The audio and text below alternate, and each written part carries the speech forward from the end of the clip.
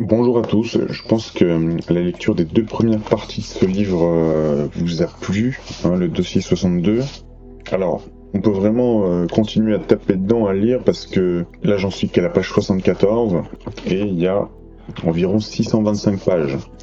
Donc écoutez, je vous propose une troisième partie, puisque dans la première vidéo, je vous avais mis deux parties à coller, donc allons-y. Donc je vous ai mis le lien pour trouver le livre dans la description et dans les commentaires. Donc Émile fit une pause, observant la rue par la fenêtre avant de poursuivre. Prenons l'exemple de la franc-maçonnerie classique, commença Émile, sa voix empreinte de gravité. Elle illustre parfaitement cette dynamique. Certaines loges, bien qu'elles se revendiquent de lignées initiatiques authentiques, finissent par perdre leur lien véritable avec la tradition. Cela peut arriver à cause d'un défaut de transmission ou d'un détachement progressif de leurs origines spirituelles. Pourtant, il existe des structures plus récentes qui, malgré leur apparence contemporaine, conservent ce lien grâce à la présence de maîtres qualifiés ou par la préservation d'un enseignement oral vivant. Archer, adossé à son siège, croisa les bras, un éclat pensif dans le regard. « Ce que tu décris est intéressant, Émile, mais ça pose une question délicate, reprit-il, pesant chaque mot. Comment ces sociétés, même lorsqu'elles prétendent conserver une filiation authentique, peuvent-elles en convaincre des initiés expérimentés comme nous? Les symboles et les rituels ne suffisent pas. Qu'est-ce qui fait vraiment la différence ?» Émile esquissa un sourire, comme s'il s'attendait à cette observation. Et c'est précisément là que tout se joue, répondit-il. Chaque société secrète cherche à se présenter comme authentique. Et l'authenticité, Archer, ce n'est pas une question d'apparence ou de revendication. Elle repose sur des critères essentiels. La transmission ininterrompue de l'initiation, la profondeur des enseignements et surtout la capacité à maintenir un lien vivant avec la chaîne occulte originelle. Beaucoup échouent sur ce dernier point, même si elles conservent en surface certains artefacts ou certaines pratiques. Il se pencha pour attraper un parchemin posé sur la table et le déroula, dévoilant un schéma complexe de cercles imbriqués. « Regarde ça, poursuivit-il en désignant un point central.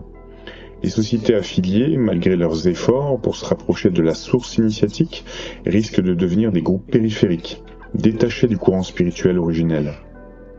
Pourtant, certaines parviennent à jouer un rôle clé dans la perpétuation de la tradition. Ça peut se produire en collaborant avec des cadres plus anciens ou en assimilant intelligemment de nouvelles influences. Tout est une question d'équilibre. » Archer inclina légèrement la tête, l'ombre d'un sourire éclairant son visage. « Et les sociétés fermées? Elles semblent parfois plus aptes à préserver leur essence. Mais à quel prix ?» demanda-t-il, sondant Émile du regard. Émile posa le parchemin. « C'est là tout le paradoxe, » répondit-il. « Ces sociétés, par leur cohésion interne, recréent un espace initiatique autonome tout en s'inscrivant dans une lignée spirituelle. Mais cette autonomie exige une discipline et une rigueur souvent incompatibles avec l'évolution des contextes sociaux et politiques.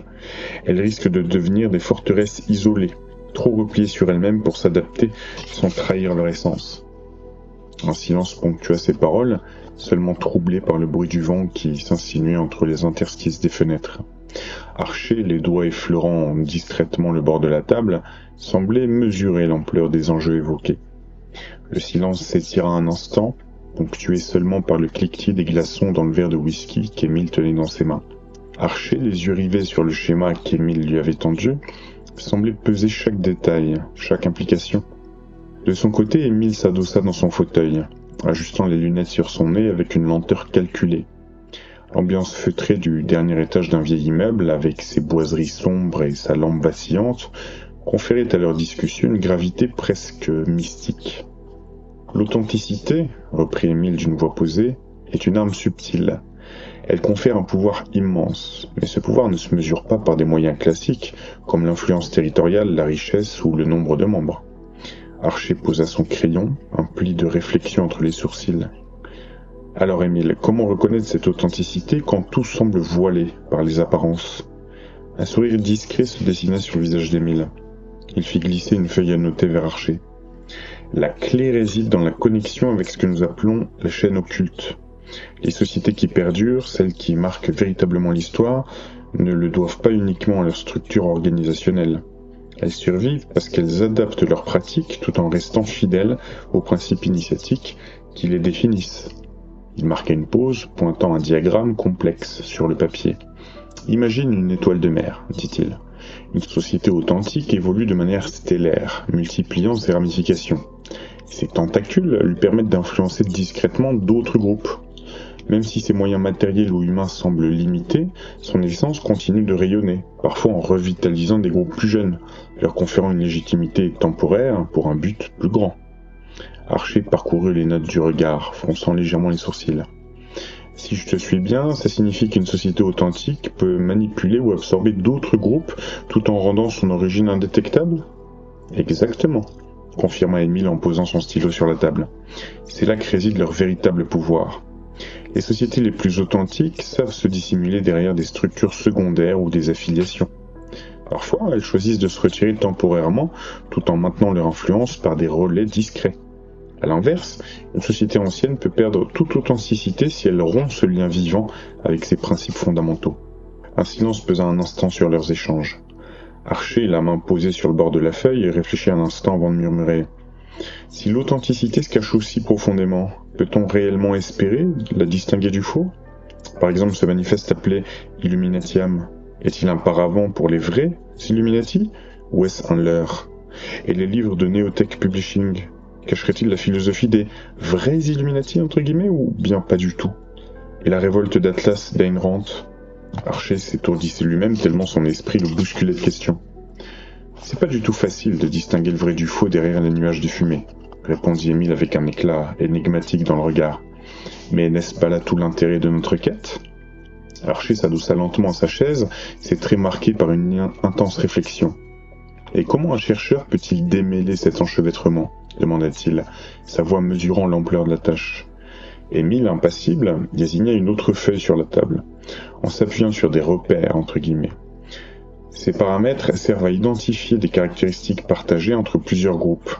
Si deux sociétés contemporaines affichent des objectifs et des méthodes identiques sans lien apparent, il est probable qu'au moins l'une d'elles, voire les deux, manque d'authenticité.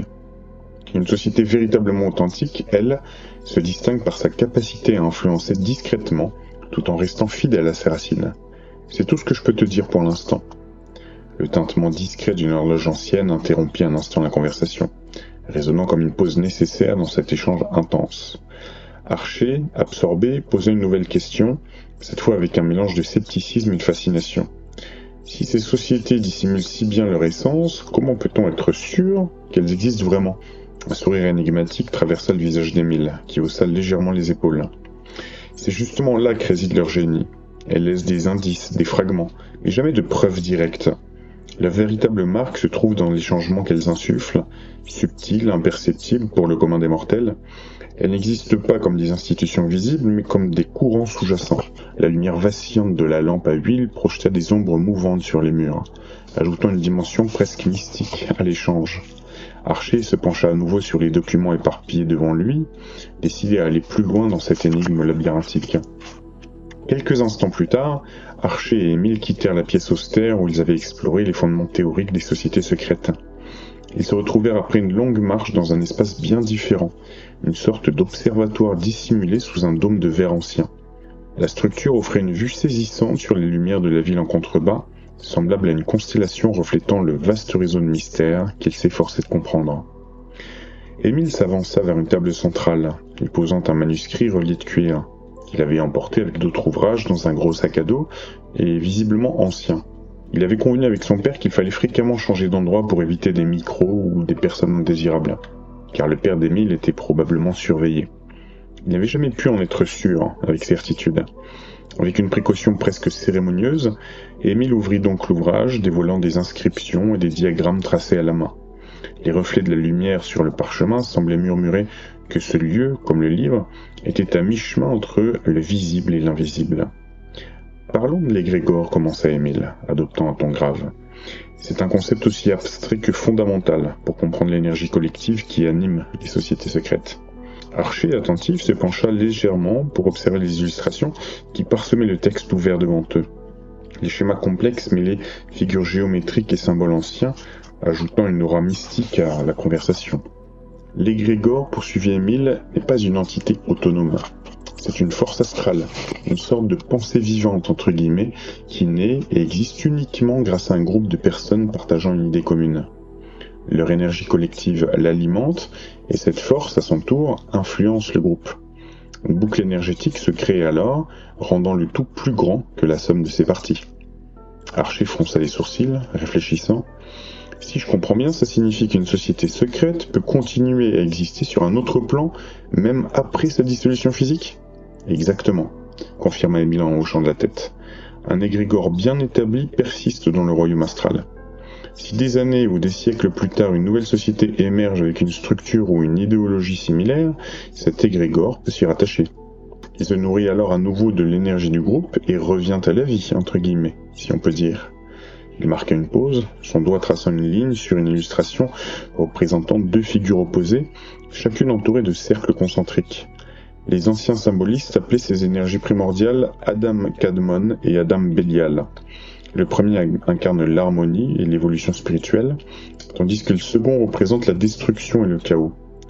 Ces deux forces interagissent en permanence avec les égrégores, influençant les sociétés secrètes et en fonction de leur alignement.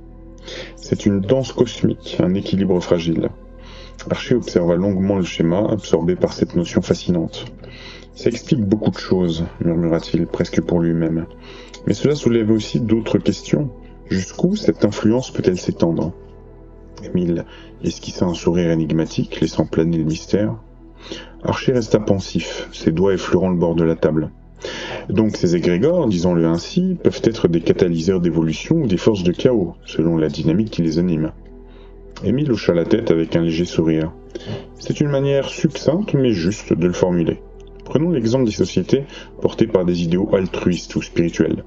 Leur égrégore devient une force stabilisatrice, parfois même un vecteur de progrès. À l'inverse, les groupes motivés par des ambitions égocentriques ou des pulsions destructrices créent des égrégores instables, souvent source de division. D'un geste lent, Émile fit glisser une page jaunie vers Archer, révélant une représentation ancienne du symbole de la Thule-Gesellschaft. Voilà un cas emblématique. Leur égrégore, alimenté par des idées nationalistes et mystiques, a perduré au-delà de leur dissolution physique, influençant des mouvements bien après leur disparition officielle. Archer observa le dessin, le froncement de ses sourcils traduisant une réflexion approfondie plutôt qu'une surprise. Ce type de résilience astrale n'est pas nouveau, nota-t-il. Une structure qui se disloque matériellement peut toujours maintenir une empreinte invisible, un socle prêt à se réactiver dans des conditions favorables.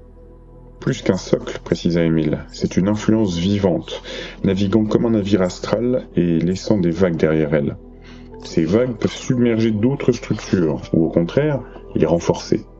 L'égrégore agit comme un aimant, attirant des sociétés aux idéologies similaires. Archer, tout en hochant la tête, reprit en griffonnant sur un carnet.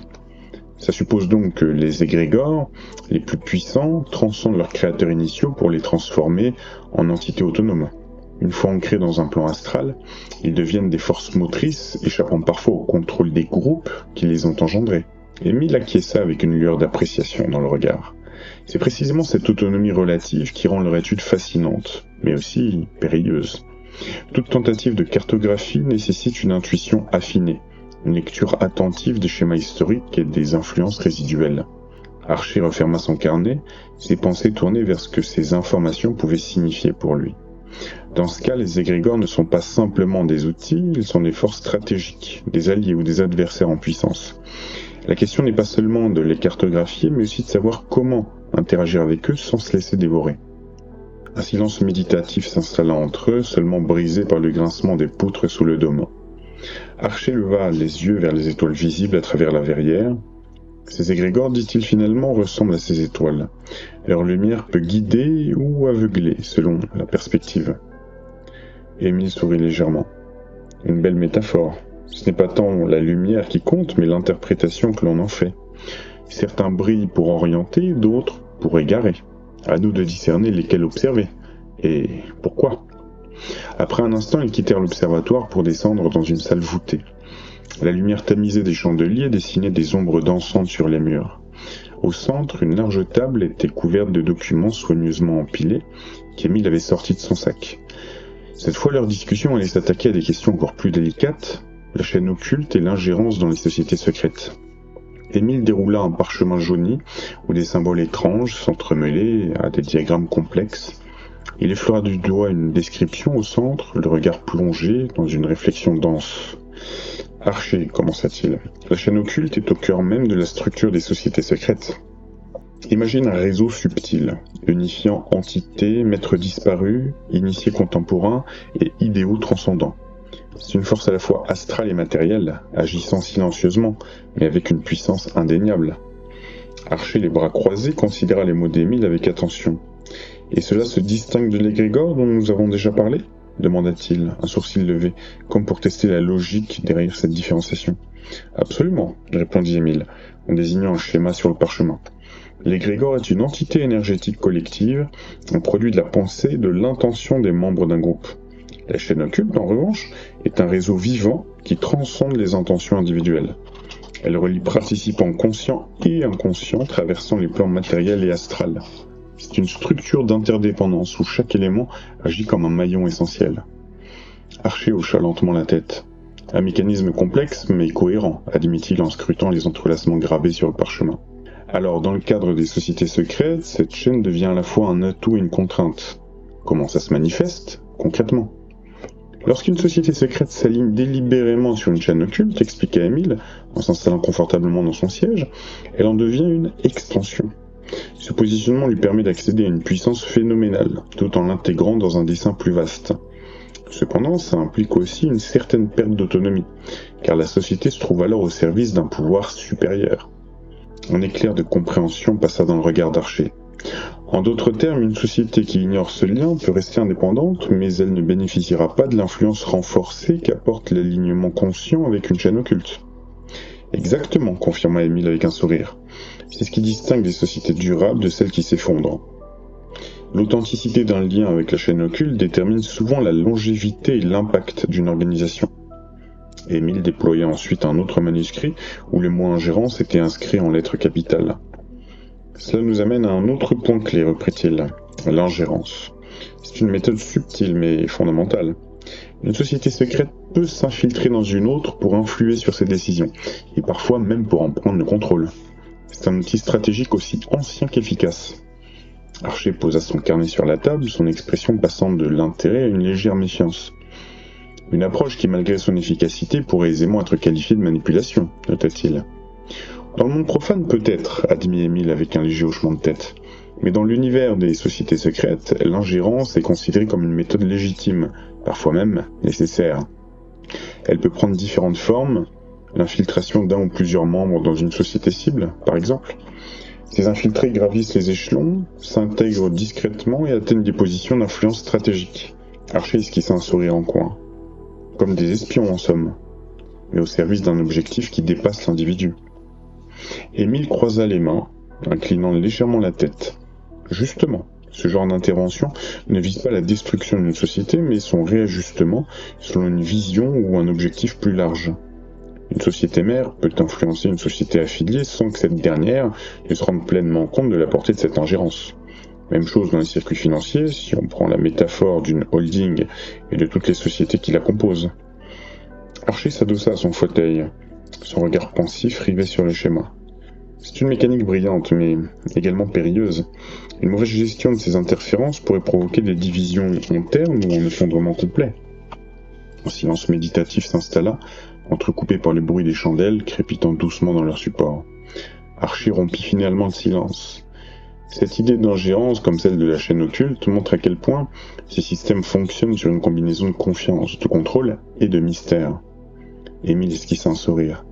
C'est un équilibre délicat, et comme tout équilibre, il peut basculer à tout moment si on en abuse. Exactement. Mais il y a d'autres approches, poursuivit Émile d'un ton mesuré. Une société peut parfois recruter un membre clé d'un groupe rival, soit pour obtenir des informations, soit pour en faire un agent double. Et parfois encore, elle infiltre un individu connu pour sa propension à la trahison, dans le but de semer le doute, créer des distractions ou détourner l'attention des véritables objectifs. Il fit glisser le parchemin vers Archer, désignant une section annotée d'une écriture serrée. Ce qui rend ces tactiques si fascinantes, c'est leur complexité. Elles ne se limitent pas à des interactions directes entre deux groupes. Dans de nombreux cas, une troisième société agit comme intermédiaire, servant d'écran pour masquer l'ingérence. Archer, observant les notes avec soin, esquissa un sourire subtil. Une approche classique du dédoublement stratégique, murmura-t-il, comme pour lui-même. En opérant par un intermédiaire, une société peut dissimuler son implication et multiplier les fausses pistes.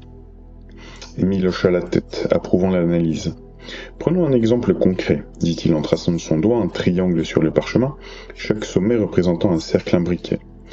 Une société supérieure manipule une société intermédiaire pour infiltrer une cible. Cette stratification rend la source de l'ingérence presque impossible à retracer. C'est une méthode redoutable mais terriblement efficace. Archer redressa son dos contre le dossier de sa chaise, réfléchissant à ces informations, avec un mélange de détachement analytique et d'intérêt pragmatique.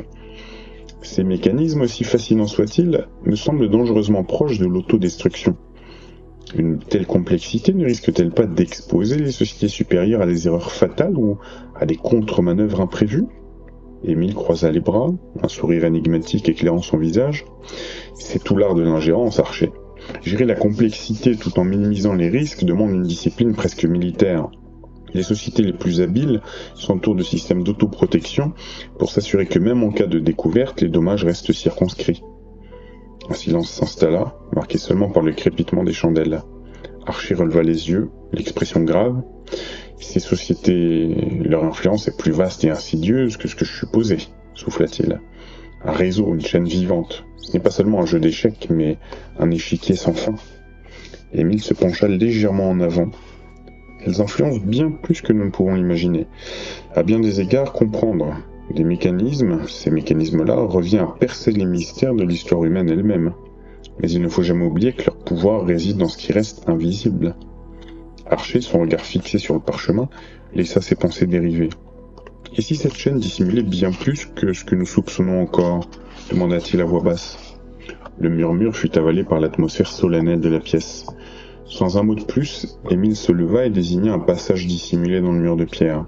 « Suivez-moi, Archer. Il est temps d'aborder des concepts encore plus troublants. » Ils traversèrent le passage étroit et voûté qui les mena à un nouvel espace, plus obscur encore. La pièce était ornée de gravures ésotériques complexes. Archer était stupéfait de trouver de tels passages secrets dans les sous-sols d'un observatoire. Une odeur d'encens mêlée à celle de la cire fondue, conférant en lieu une ambiance mystique et pesante. Émile fit un pas vers une table en bois massif où des documents soigneusement empilés attendaient d'être déployés. « C'est ici que nous parlerons des deux des aspects les plus dérangeants de notre sujet, » dit-il en posant une main sur les textes anciens. « L'interférence rétroactive et la nature des messes noires. » Archer croisa les bras, attendant des explications avec une intensité contenue. « Je t'écoute, » dit-il simplement. « L'interférence inversée. » Émile posa une pile de parchemins sur une table basse ornée de motifs représentant des cercles entrelacés. L'éclairage tamisé des chandeliers faisait ressortir les gravures anciennes, ajoutant une aura mystérieuse à ces explications. Nous avons parlé des types d'interférences directes et indirectes, mais il existe une forme plus insidieuse, l'interférence rétroactive, déclara-t-il en dépliant un schéma complexe. Imagine une société qui croit dominer une autre, alors qu'en réalité, elle est manipulée par celle qu'elle pense contrôler. Archer, attentif, se pencha légèrement en avant, examinant le schéma avec intérêt. Une stratégie inversée donc. Ce serait comme tendre un filet pour capturer un prédateur, tout en étant soi-même pris dans ses mailles. Émile esquissa un sourire. Exactement. Ce genre de manœuvre est souvent orchestré par une société supérieure, bien au-dessus des conflits apparents. Elle introduit des agents qui simulent une ingérence, mais leur véritable mission est de retourner la situation en infiltrant discrètement leur prétendue cible. Archer hocha la tête, ses doigts effleurant les bords de la table. Ce niveau de subtilité nécessite une compréhension presque parfaite de la structure et des failles de l'organisation ciblée. Comment s'assurer que la manœuvre ne soit pas démasquée ? C'est tout l'art de l'ingérence rétroactive, répondit Émile, posant un doigt sur une ligne sinueuse du diagramme. Ces stratégies sont parfois employées à des fins expérimentales, ou pédagogiques. Elles testent la résistance et la vigilance des sociétés impliquées. Les plus faibles tombent, les plus fortes en ressortent renforcées, ou entièrement remodelées. Le silence s'installa brièvement, marqué uniquement par le crépitement des flammes du feu de cheminée qu'Émile avait allumé. Archer s'adossa à son siège, laissant ses pensées dériver un instant. « Ça ressemble à une forme d'alchimie sociale, murmura-t-il. Transformer les structures humaines par des procédés invisibles. » Une analogie assez juste, approuva Émile. Mais parfois ces transformations sont guidées par des influences plus profondes, des forces occultes qui traversent la chaîne astrale elle-même. Les messes noires et la gnose dévoyée. Émile passait sans transition à une autre pile de documents. Cette fois, il ouvrit un manuscrit orné de symboles kabbalistiques, révélant une illustration inquiétante, un cercle d'individus en robes sombres rassemblés autour d'un autel. Maintenant, abordons un sujet encore plus délicat, les messes noires, leur lien avec les pratiques occultes dévoyées, déclara-t-il en désignant l'illustration du bout des doigts. Archer fronça légèrement les sourcils, comme pour anticiper le poids des révélations à venir. Ces rites, poursuivit Émile, sont souvent associés à des branches marginales des organisations secrètes, comme certaines factions des Illuminati ou des courants extrémistes de la franc-maçonnerie. Mais il est crucial de distinguer les véritables pratiques occultes de leurs caricatures délibérément exagérées. Archer inclina légèrement la tête. Une caricature destinée à effrayer ou à dissuader ? En partie, confirma Émile. Ces rumeurs servent souvent de camouflage pour des rituels plus subtils et pourtant tout aussi dangereux. Mais il existe aussi des pratiques réellement dévoyées, où la quête de la gnose, cette connaissance transcendante, est pervertie. Ces groupes recherchent un pouvoir immédiat, souvent en détriment des équilibres spirituels et éthiques qu'ils prétendent explorer. Il tournait une autre page du manuscrit, dévoilant un schéma complexe de cercles entrelacés autour d'un pentagramme inversé. Les messes noires, dans leur essence, ne sont pas seulement des parodies de rites religieux, elles incarnent une inversion complète des principes initiatiques. Ce ne sont pas des célébrations de l'obscurité en tant que telles, mais des tentatives de maîtriser des forces destructrices pour des fins égoïstes. Archer passa un doigt sur le bord du parchemin, à l'expression grave. « Une quête de domination plutôt que d'élévation », murmura-t-il. « Exactement, confirma Émile. Et c'est là que réside leur danger. Ces rites détournent non seulement les participants, mais aussi l'énergie collective d'un groupe, créant des égrégores instables et toxiques. » Il referma le manuscrit, laissant son poids retomber lourdement sur la table. La lumière vacillante des chandeliers faisait danser les ombres sur les murs, créant une atmosphère oppressante.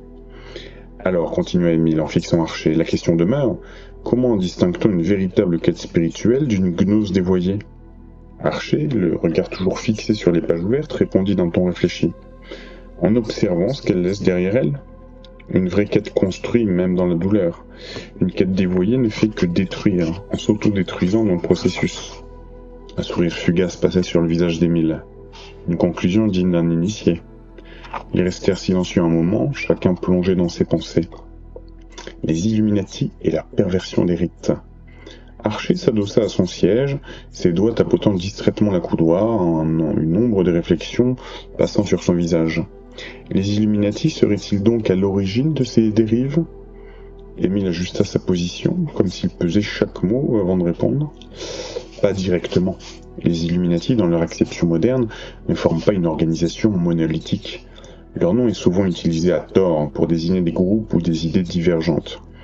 Certaines branches, influencées par des cultes plus anciens, se sont en effet égarées dans des pratiques sombres. Mais il est important de faire une distinction. La franc-maçonnerie authentique, par exemple, reste spéculative et philosophique, loin de sectes marginales qui s'adonnent à des rituels pervertis. Archer acquiesça lentement, un sourire ironique effleurant ses lèvres. Je suppose que ces dérives alimentent le folklore et les théories diverses. Et les messes noires dans tout ça ? Émile tourna une page d'un manuscrit ouvert devant lui, révélant une gravure d'un ancien autel païen. Oui, elles en font partie.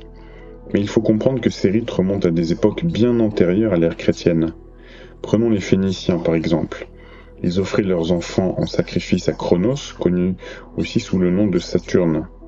Cependant, qualifier ces pratiques de satanistes, dans le sens chrétien, serait anachronique. Satan, tel que nous le concevons aujourd'hui, est une figure modelée par la théologie abrahamique.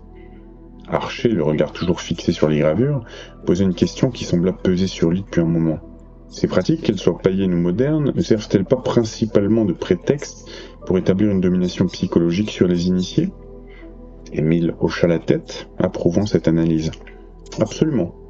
Les rites exploitent des éléments comme la peur, le mystère et la transgression pour asseoir une emprise sur les participants. Ces émotions brutes créent une expérience partagée, marquant profondément les esprits. Dans certaines branches dévoyées de la franc-maçonnerie ou d'autres cercles ésotériques, ces rituels sont utilisés pour maintenir une hiérarchie stricte. Les initiés deviennent, par leur propre participation, complices de leur chaîne. Un silence tendu s'installa, rompu seulement par le crépitement des chandelles. Archer pensif parcourait du regard les manuscrits éparpillés sur la table, comme s'il cherchait à percer un secret enfoui. « Et ces sectes modernes, reprit-il finalement, reprennent-elles réellement ces traditions antiques, ou n'est-ce qu'un simulacre destiné à impressionner leurs membres ?» Émile esquissa un sourire fin, presque triste. Un peu des deux.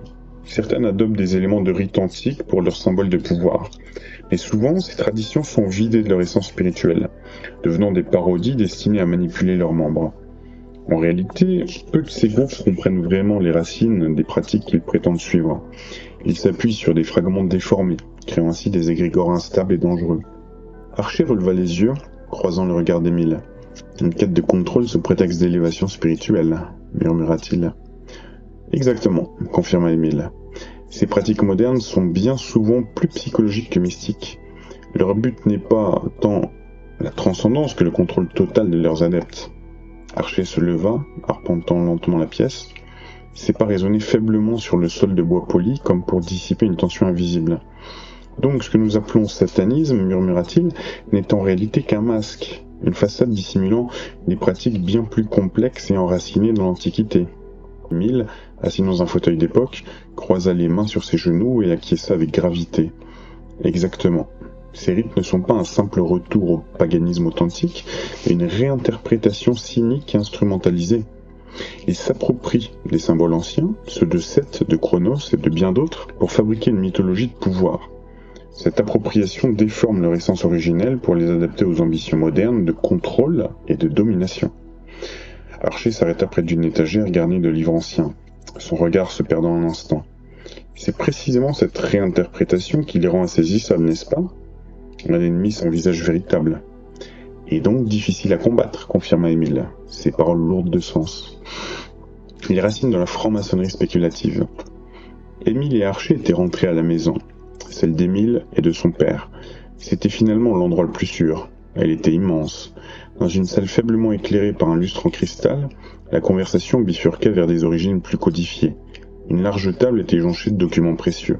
Des parchemins, des reproductions d'archives et au centre, un manuscrit jauni que l'histoire rappelait le Regius Poem ou Halliwell Manuscript.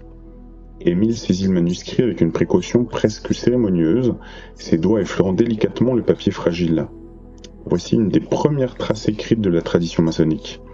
Ce texte, tout comme le Matthew Cook Manuscript, constitue les bases des constitutions gothiques, des règles opératives destinées aux bâtisseurs médiévaux. Mais au fil des siècles, ces pratiques purement techniques ont évolué pour donner naissance à la maçonnerie spéculative, une discipline philosophique et ésotérique. Archer, debout près de la table, examina les documents avec un intérêt évident. « Cette transition me fascine, dit-il en hochant lentement la tête. Elle semble si naturelle en apparence, mais elle cache sûrement autre chose, n'est-ce pas ?» Un sourire énigmatique effleura les lèvres d'Émile. « Tu as raison. Cette évolution n'est pas simplement le fruit d'un changement culturel ou spirituel. Pendant des siècles, elle a été accompagnée d'expérimentations, de luttes intestines et de manipulations subtiles. Ce processus me rappelle la montée en puissance des jésuites. Deux courants apparemment distincts, parfois même en opposition, mais influencés en coulisses par des forces communes, des vestiges des traditions templières et juives. » Archer se redressa légèrement, une lueur de curiosité perçant dans ses yeux. « Alors, au sommet, il jouerait un double jeu ?»« Exactement, » répondit Émile en posant soigneusement le manuscrit sur la table. « Ces forces orchestrent souvent des oppositions factices, divisées pour régner et leur credo. En orchestrant des luttes visibles, elles détournent l'attention de leur objectif véritable. Une stratégie de proportions titanesques visant à terme à instaurer une ère dorée. » Émile sortit une photographie en noir et blanc représentant un homme d'apparence imposante, entouré de dignitaires en costume, orné d'un signe maçonnique. La lumière tamisée de la pièce accentuait les contrastes des visages sur le cliché, leur solennité presque tangible. « Connais-tu John E. Wallace ?» demanda Émile, son ton laissant entendre que la réponse était importante. Archer inclina légèrement la tête, réfléchissant. « Ce nom m'est pas familier. » Un léger sourire effleura les lèvres d'Émile, comme s'il s'attendait à cette réponse. Wallace a été l'un des piliers de la franc-maçonnerie internationale. Ancien secrétaire de la Grande Loge d'Angleterre, il a également œuvré comme conférencier et ambassadeur officieux des loges européennes. Mais ce qu'il distingue, c'est son travail discret avec Alessandro Montesi, un ancien grand maître du Grand Orient d'Europe. Archer examina la photographie d'un œil acéré, relevant chaque détail de la scène figée. La posture des hommes, leurs regards, leurs gestes, et en quoi ces figures modernes sont-elles si cruciales pour cette structure que tu décris ? Émile posa la photographie sur la table et s'enfonça dans son fauteuil. Ces hommes sont des architectes de l'ombre. Sous leur influence, les loges ont commencé à s'aligner sur une vision commune. Ils ont intégré des éléments ésotériques profonds à leur pratique, des enseignements rarement discutés publiquement. Mais au-delà de cette façade d'unification, il y avait une dualité permanente. Un système prétendument universel, mais toujours enveloppé d'opacité et de mystère. Archer demeura silencieux un instant, son regard passant des documents éparpillés sur la table à la lueur vacillante des chandeliers. Puis avec une certaine gravité, « Alors, selon toi, quelle est leur finalité ultime ?» Émile esquissa un sourire énigmatique, une lueur dans les yeux comme s'il mesurait le poids de ses propres paroles. Il parle d'un Messie, unificateur des 3 grandes religions abrahamiques, censé inaugurer une ère de paix de 1000 ans. Archer haussa un sourcil, l'ombre d'un scepticisme dans son expression. Une utopie. Peut-être, répondit Émile doucement, mais comme toute utopie, elle a un prix.